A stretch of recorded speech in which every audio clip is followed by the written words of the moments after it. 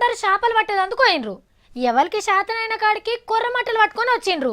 కానీ ఒక ఆయన ఉత్త చేతులు ఒప్పుకుంటూ వస్తే ఇంట అమ్ముకుంటుందా? గంట తిప్పుతుంది.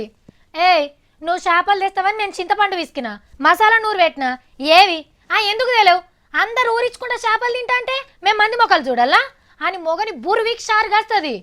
అసొంటిది 5 లక్షలకు మీద ఉన్న వస్తువు పిరిగిస్తుంటే పెన్మిటి పోయి దేకుంటే పెన్లు అమ్ముకుంటుందా? ఈ ఇంట్లోకి వెళ్ళి గెదముడు గెదిమితే ఇట్లయితుంది.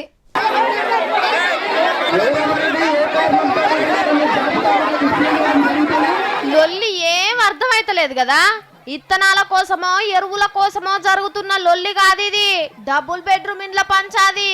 అది కూడా ఏడనుకుంటుర్రు? సీఎం సార్ సాదుకుంటున్న కరీంనగర్ జిల్లా చిన్న ముల్కనూర్లా గ్రామ సభల ఆఫీసర్ల మీదకి ఆడోళ్ళు మొగోళ్ళు ముసలి ముతుక పిల్ల జల్ల ఎట్లెగబడరో చూడుర్రి.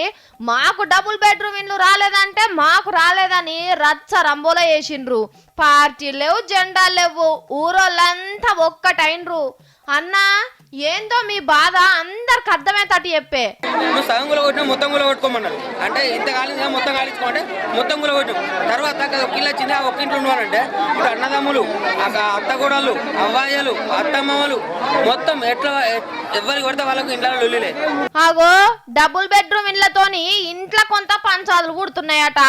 అమ్మయ్య కోటి అన్నదమ్ములకు మనిషి ఒక్కటి కట్టిస్తే బాగుంటది అంటావు, అంతేనా? సార్ అందరికి ఇల్లు ఇస్తాను, అందరికి ఇచ్చాను, వీళ్ళకే వస్తుంది. నాకు అది కావాలి ఇప్పుడు. ఈ గిట్లా లొల్లి ముదిరే వరకు చిన్న కలెక్టర్ ఆర్డీఓ ఆడికెళ్ళి జారుకుందాం అనుకున్నారు. కానీ పబ్లిక్ ఊకుంటారా? కార్లకు అడ్డం పడ్డరు.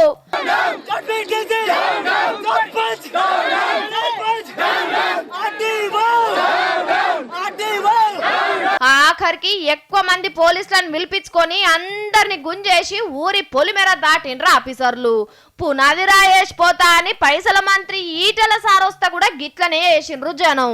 కానీ మొన్ననే సీఎం సార్ గంత సీరియస్ ఆయే. నేనే గుత్తబట్టి నూర్లల్లో కూడా లొల్లులు జరిగితే ఎట్లా అని. అయినా ఆఫీసర్లకు గింతనన్న సోయి ఉండద్దా? అడిగినోళ్లకు మంచుకో డబుల్ బెడ్రూమ్ ఇండ్లు శాంక్షన్ చేస్తేమాయే, పైగా మా ఆఫీసర్లు ఇంట్లోకి వెళ్ళి గిట్లిస్తుండ్రా? అన్ని సీఎం సారే చూసుకుంటాడు.